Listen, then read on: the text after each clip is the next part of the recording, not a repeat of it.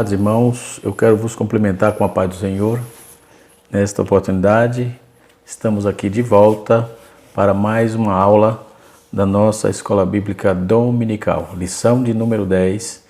Você está no canal Rascunho da EBD, eu sou o pastor Edivaldo Pereira e nós estaremos doravante comentando a lição de número 10, a lição de edição especial, que tem como título geral Os Princípios Divinos em Tempos de Crise.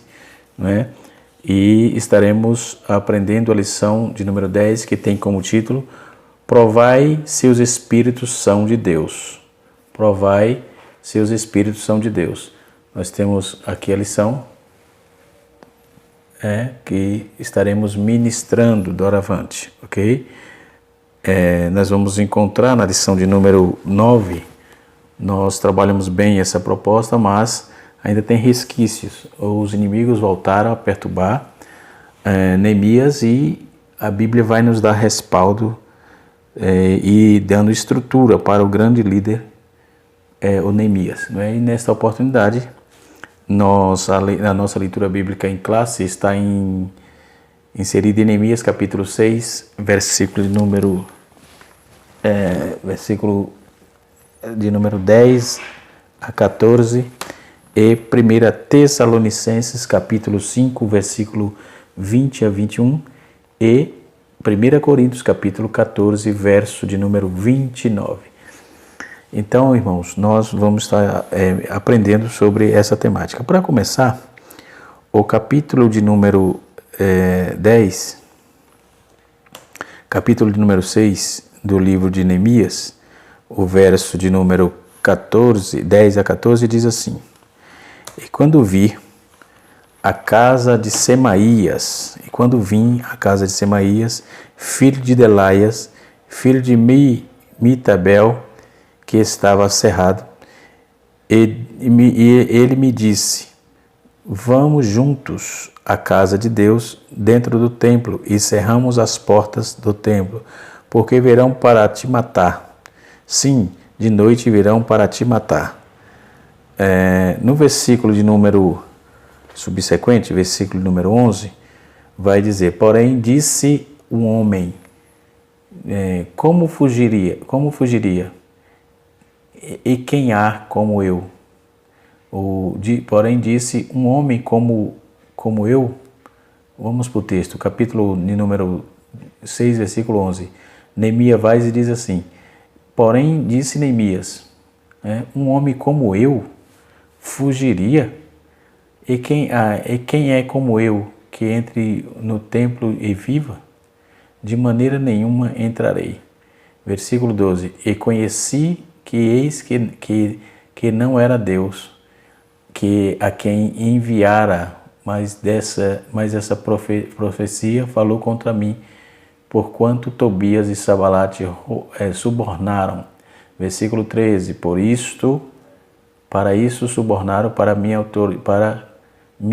atemorizar, e para que eu assim fizesse e pecasse, para que tivessem alguma causa a fim de me infamarem, assim se me vituperarem.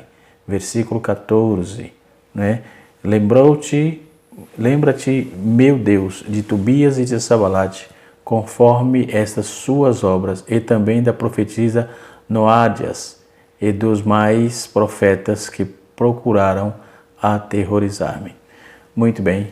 Então, já o versículo de Tessalonicenses, capítulo 5, verso 20 e 21 diz: Não desprezeis as profecias, examinai tudo e retei o bem. Versículo 21. O versículo 29 do capítulo 14 de 1 Coríntios está escrito: Falem 2 ou 3 profetas e os outros julguem. Então, vamos ficar atento a essa lição, uma lição de suma importância. Não é? Então, Semaías, esse homem era um filho de um sacerdote, que era inimigo íntimo e confidencial de Neemias. Era amigo íntimo e confidencial de Neemias. Podemos observar que o jovem, ele alegou ser dotado de dom de profecia, tendo sido subornado secretamente por Sanbalate. Observe que o texto do capítulo 10, ele chega: quando vi quando eu vim à casa de Semaías, filho de Delaias, filho de Mitabel, que estava cerrado, ele me disse, vamos junto à casa do templo, dentro do templo, e cerramos as portas do Senhor, porque virão para te matar. Sim, de noite virão para te matar. Eles estavam aterrorizando, e atemorizando o Neemias. Neemias entendeu logo. Então o texto, a exegese desse texto aponta para que esse jovem era amigo do Neemias, e segundo o comentarista, ele alegou ser dotado de dom de profecia. Ora, se Deus dá o dom de profecia para alguém, e os dons espirituais hoje é volátil, pode ser que Deus me use hoje, pode ser que Deus use meu pastor, pode ser que Deus use uma criança, pode ser que Deus use uma irmã, um irmão, um diácono, um obreiro qualquer, enfim, um irmão da nave da igreja. Porque Deus, ele tem o poder para todas as coisas. E quando ele quer falar, ele fala com quem quer, como quer e quando quer. Isso aí não tem nem o que fazer. Veja que ele estava sendo subornado, Alguém pagou para ele. E ele era amigo íntimo, Ele era amigo íntimo e confidencial de Neemias. Observe o problema desse negócio de amigos, Observe o problema. Ele era amigo íntimo e recebeu suborno por mão de Sambalate para poder perturbar, atemorizar o seu suposto amigo íntimo. O seu suposto amigo íntimo, que era Neemias. Então é complicado isso aí. Ele, sua pretensa capacidade de profecia, disse a Neemias que seus inimigos eram naquela noite para fazer um atentado, Ele viria naquela noite para fazer um atentado contra a vida, e aconselhou ao mesmo tempo a consulta à sua segurança, por exemplo, ocultando-se no santuário, ou seja, dispensa a segurança e se esconde no santuário, e exatamente no lugar que só podia ir na época o sacerdote, Neemias, como a lei, Neemias conhecia a lei era sagrada, a lei do tabernáculo, inclusive, ele saiu fora, ele não aceitou não, porque ia violar a lei de Deus. Todo aquele conselho que vai deturpar, não vai glorificar o nome de Deus, vai violar a lei do Senhor, fuja, saia fora, que esse negócio não é de Deus não. Chuta que é laço, ok? Então precisa atender e entender quando Deus está falando, é que diz o texto, examinais o Espírito para ver se vem de Deus, conforme disse Paulo aos Tessalonicenses, capítulo 5, versículo 21. Examinai tudo e retende o bem. Precisa ter cuidado. Então ele se dizia ser profeta. Irmão, quando alguém chegar para você e eu sou profeta, isso e aquilo, fuja disso, que isso não é verdade. Isso é uma pretensão, uma pretensão de uma pessoa que quer ser profeta. Agora Deus quer usar, e se Deus usa, não causa confusão e nem atemoriza ninguém. Pelo contrário, a profecia e a palavra de Deus, quando Deus fala, traz paz. Bendito seja o Cordeiro. Então, entendendo pelo texto, fez aquele terror todo e ele aconselhou para consultar a segurança de Neemias e dispensasse segurança e se ocultasse no templo uma cripta por sua santidade, que era forte e segura. Então, mas o governante de mente nobre determinou a todos os riscos que permanecessem em seu posto. Fiquem seguros, não dispensou nenhuma de segurança. Ele ficou totalmente com a mesma capacidade que Deus havia dado, com os homens que Deus havia dado para poder fazer segurança, com toda aquela organização que ele tinha, ele não desfez de nada. Ele entendeu que a profecia daquele jovem era uma perturbação. Não era Deus que estava usando Semaías, não era Deus, Deus não estava usando Semaías. Semaías estava causando confusão, Porque quando Deus não fala, só vai dar confusão. Isso é fato, Isso é verídico, isso é contundente. Então, eles vêm e ficam aqui na cripta. Aqui é mais seguro. Dispensa os seus seguranças, em outras palavras. Dispensa os seguranças e você vai ter segurança aqui no templo, exatamente onde o sumo sacerdote tinha que estar. Então, Aí ele, todos os dias que permanecesse aí o seu posto, ele não teria aí decrescido a causa de Deus e da religião por sua covardia, né, indigna de deixar o templo, a cidade desprotegida. Então era para deixar o templo, tirar o segurança e ele ficasse no templo. Logo a cidade e a região ao redor do templo também ficava desprotegida. O que ia acontecer? Os inimigos viriam, exatamente aqueles inimigos que eles disseram que viria te matar, causaria um grande problema ali, não só para Neemias, mas para todos aqueles adjacentes, aquelas pessoas que viviam ali adjacente do templo, né? E assim sucessivamente. Esse trama aí foi um conluio secreto entre o inimigo e os nobres de Judá, que estavam favoravelmente dispostos para o mal samaritano, que em consequência das suas conexões judaicas. Tudo isso foi que o povo não expulsou os samaritanos, se misturaram, né? No capítulo 6, versículo 18 do livro de Neemias, vai nos nortear sobre isso, né? Outro sim. A destemida coragem e a vigilância de Neemias foram capacitadas com a bênção de Deus, né? Para derrotar e a construção dos muros assim concluídos em tempos difíceis. Então, Deus deu capacidade, com a bênção de Deus, mesmo tendo as dificuldades e a luta, eles venceram, né? E toda aquele amarrado de tempo difícil, de dificuldade, que aqueles homens, Sabalás, Tobias, Gesem, e esses falsos profetas, e não parou por aí. Neemias estava atento, ouviu a voz de Deus, estava sabendo exatamente qual era o intento de Deus com aquela obra, com aquele trabalho, com aquela reparação dos muros. Então ele não perdeu o foco. Um ponto muito interessante da liderança, nós outros, os pastores, os líderes de igreja, de grupos, é não perder o foco. Qual o objetivo que Deus aprovou, que Deus já está ciente, que Deus já tratou com você? Qual o objetivo? Então tenha em mente de que Deus é contigo. Então qualquer outra influência que vinha externa não é de Deus, não. Tem que ter cuidado. Se vem externo, não está dentro do bojo planejado, do bojo de instrução dada e todo aquele contexto de planejamento. Se está fora disso, chuta que isso não é de Deus, não. Não é de Deus. Vamos ver Neemias 5, Neemias 6, versículo 15. Podemos observar que a construção foi contemplada, a construção foi concluída, mesmo em tempo difícil, foi concluída. Então esse foi um total de 52 dias, portanto a execução foi rápida, mesmo supondo aí algumas partes, mesmo eles disseram na lição passada, nós vimos que eles falaram, uma raposa vai derrubar, e um rabo de uma raposa vai derrubar esse muro, né? Tudo isso eles torcendo contra, né?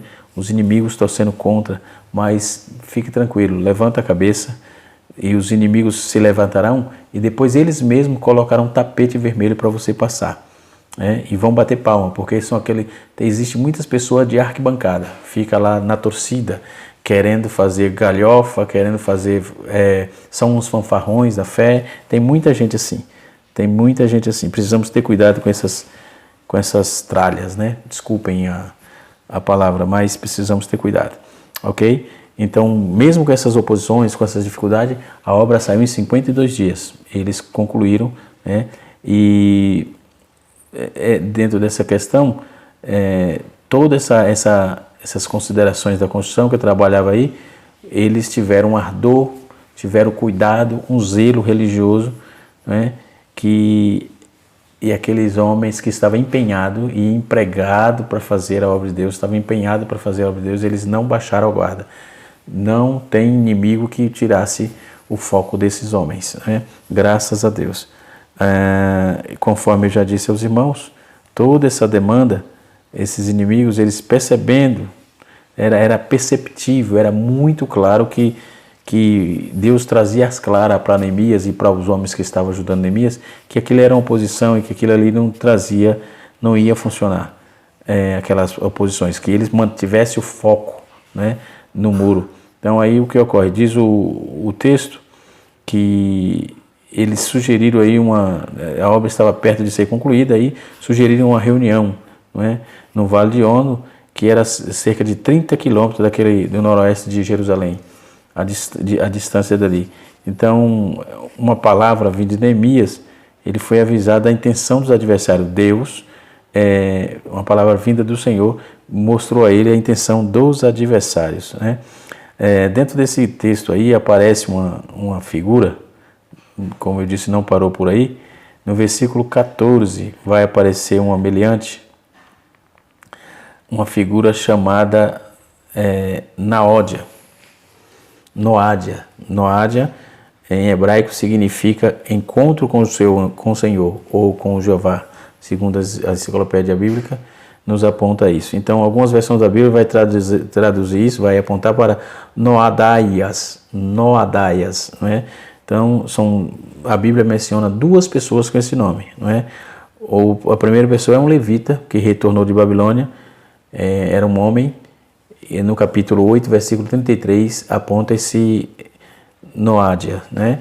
E depois vem uma mulher, que era a falsa profetisa, que está no capítulo 6, versículo 14 do texto, que diz assim, lembra-te, Deus meu, de Tobias e Sanbalate, conforme as suas palavras, também da profetisa Noádia, e dos mais profetas que procuraram atemorizar, inclusive aqueles meninos lá, os Semaías e etc., que nós falamos logo no início deste vídeo, né, desta aula. Então, podemos observar, essa profetisa que ela ajudou a Sanbalate e Tobias contra o Neemias, né? Então, notemos aí a curiosidade, que existia duas Noádia, um homem e uma mulher. Essa mulher era a falsa profetisa. Ela também é provável que Tobias e Sanbalate subornaram ela para trazer a terror de novo, né? Para que eles desanimassem ali os trabalhos que estavam fazendo. Mas ele disse, eu estou em uma grande obra e não posso descer. Quem está trabalhando não tem tempo de ficar descendo nível, falando mal da vida dos outros, falando mal da obra de Deus, falando mal daqueles que trabalham na obra de Deus. Então, precisamos vigiar, ver se o Espírito é do Senhor mesmo. Então, não é qualquer coisa que vai tirar você do foco, não. Tem que provar. Provai se os Espíritos são de Deus, né? Então, é Deus mesmo que está falando? É Deus mesmo que está usando? É isso mesmo?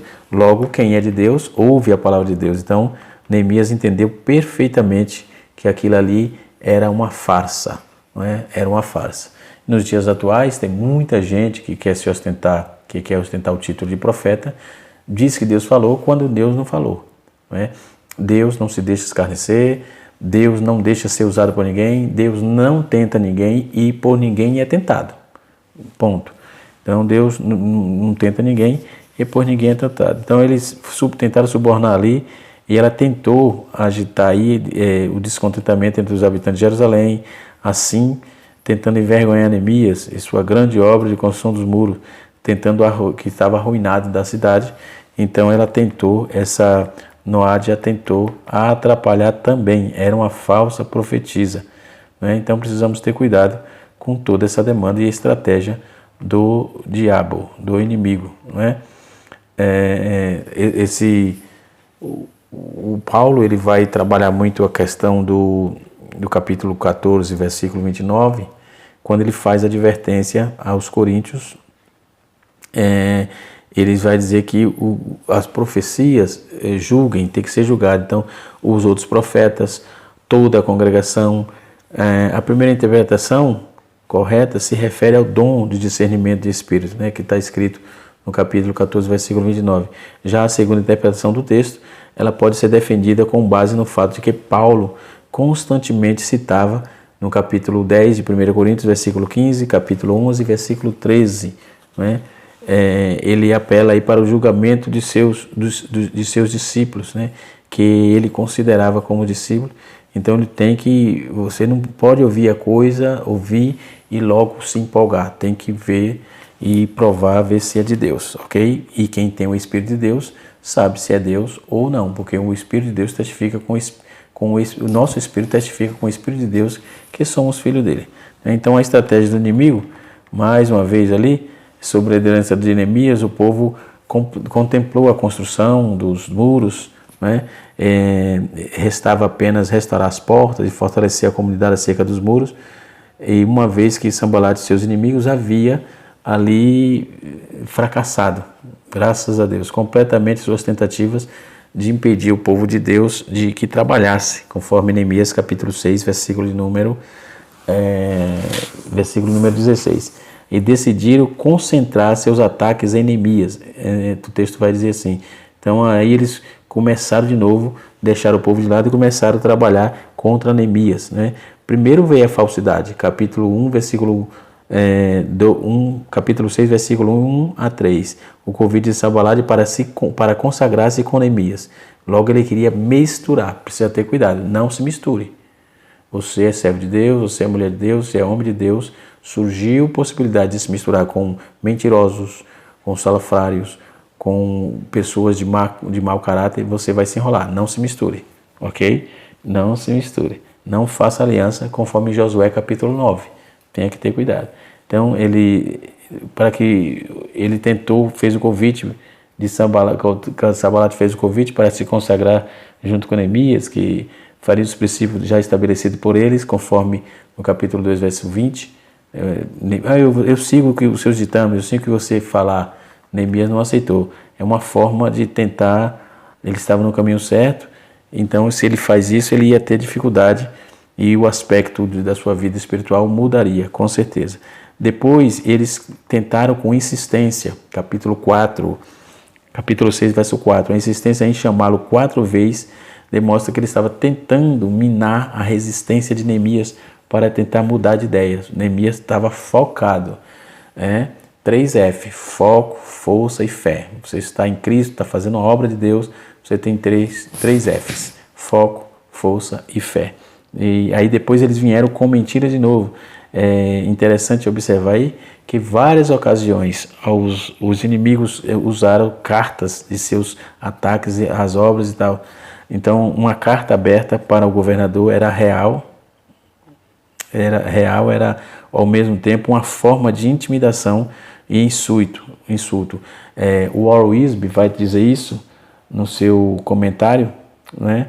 Ele vai dizer que aponta ali 4 cartas, né, trazendo mentiras, e ele vai citar isso no seu livro, no comentário dos livros de Neemias, Esté e tal, especialmente em Neemias, na página 646, você pode ver isso, né? Então a carta cheia de acusações contra Neemias nos mostra o texto aí que eles podem chegar a tentar eminar a força, conforme está escrito no capítulo 6, versículo 8. Então todo o capítulo 6 é interessante ler, porque ele vem trazendo um bojo contextual interessante, ok? Outra coisa, eles ameaçam de morte. Eles fizeram ameaça de morte contra Neemias, capítulo 6, verso 10. Tentou usar as artimanhas, não havia funcionado o projeto, mudou. Os projetos primeiros não tinham funcionado, ele já mudou. Aí fez um falso profeta, conforme já disse, por nome Semaías, tentou convencer a se esconder no templo, porque o plano do inimigo era matá-lo. Então, se esconde no templo, tira os seguranças que estão ao redor do templo, os homens que estavam fazendo a segurança na cidade. Logo ele vai ficar aqui no templo, nós vamos matar ele aqui mesmo. Era a ideia deles. Então, as profecias falsas que incentivaram o erro, tentando incentivar a Neemias a errar. Então, o convite do falso profeta era para que Neemias fosse se esconder no templo, algo que era só permitido, era proibido por lei. E veja que o texto vai dizer em Números, capítulo número 18, versículo 7, que quem se aproximava do lugar santo morreria, né? E Neemias, entendendo a lei, conhecendo a lei, não vou não. Está errado isso aí. Esse lugar aí só quem entra é o sumo sacerdote. Eu não sou sumo sacerdote, sou governador, trabalho aqui externo, não tem nada a ver comigo, né? Então, alguns séculos antes, né, o rei Uzias havia feito, e por causa disso, ele sofreu grandes consequências, né? O primeiro tópico da nossa sessão vai dizer cuidado com os falsos profetas, que é o que eu já estou tratando. O primeiro tópico, o segundo tópico vai dizer a Bíblia revela a existência de falsos profetas, sim, existe, né?